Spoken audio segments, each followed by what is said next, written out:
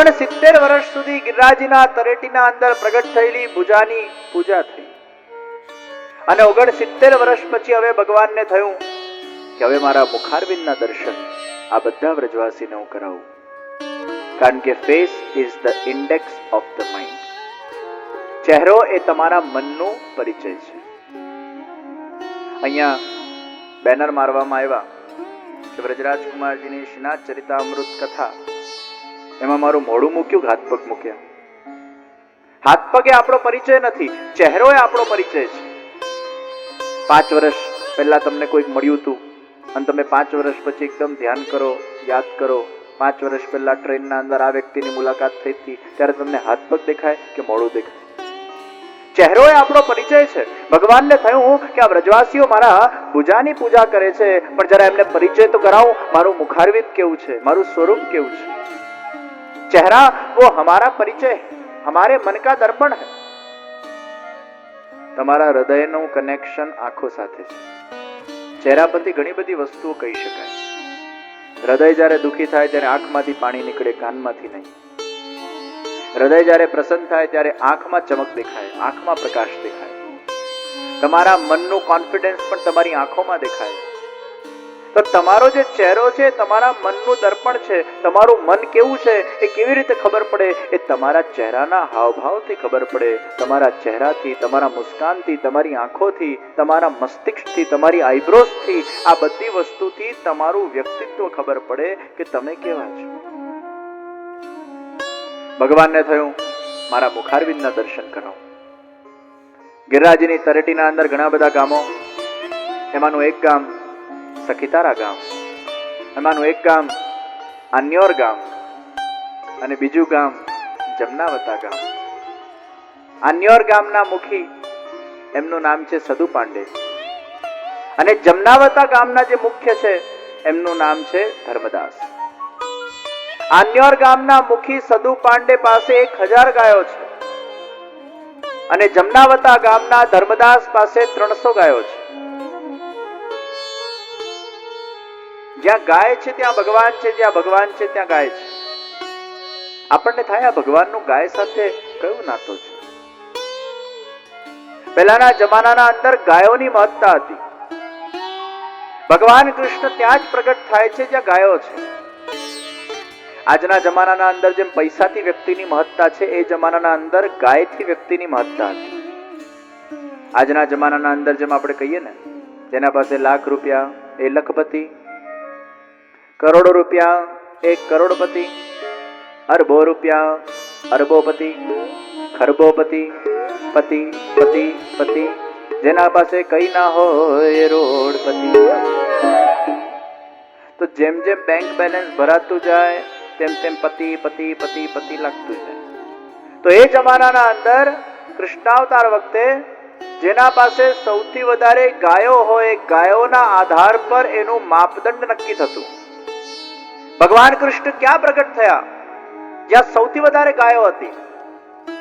આપણે નંદરાયજી જે કહીએ છીએ, નંદરાયજી એ નામ નથી, નંદરાયજી એ પદવી છે. જેમ આજે બહુ જ કોઈ પૈસા વાળું હોય તો આપણે શું કહીએ? આ શેઠ છે. તો શેઠ એ નામ નથી, શેઠ એ પદવી છે, શેઠજી. એમ એ જમાનાના અંદર નંદરાયજી એ નામ નહોતું, નંદરાયજી એ પદવી હતી. માપદંડ એવું હતું કે જેના પાસે 5000 થી પણ વધારે ગાય હોય એને શું કહેવાય? ઉપનંદ. જેના પાસે 10,000 થી પણ વધારે ગાય હોય એને નંદ કહેવાય. અને જેના પાસે 1 લાખ થી પણ વધારે ગાય હોય એને નંદ રાજ કહેવાય. તો નંદરાયજી પાસે 9 લાખ થી પણ વધારે ગાયો હતી. એટલે 10,000 વાળા અને 5,000 વાળા જે ઉપનંદ અને નંદ હતા, એના પણ જે રાજ એ નંદરાયજી છે, જેમના ત્યાં કૃષ્ણ ભગવાનનું પ્રાગટ્ય થયું. તમને કોઈ પૂછે તમારે આવતું જન્મ કેવું જોઈએ છે, તમે કહેશો born with a golden spoon, કરોડપતિ પરિવારમાં મારું જન્મ થાય. ત્યારે ભગવાન કહે છે કે હું જન્મ ક્યાં લઉં છું? જ્યાં સૌથી વધારે ગાયો છે. તો વિશ્વભરમાં એ વખતે જેના પાસે હાઈએસ્ટ નંબરની ગાયો હતી ત્યાં કૃષ્ણ ભગવાન પ્રગટ થયા. અને બીજા નંબરની હાઈએસ્ટ ગાયો એ વૃષભાનજી પાસે હતી, ત્યાં રાધાજી પ્રગટ થયા. તો રાધા કૃષ્ણ ત્યાં જ પ્રગટ થયા જ્યાં સૌથી વધારે ગાયો હતી.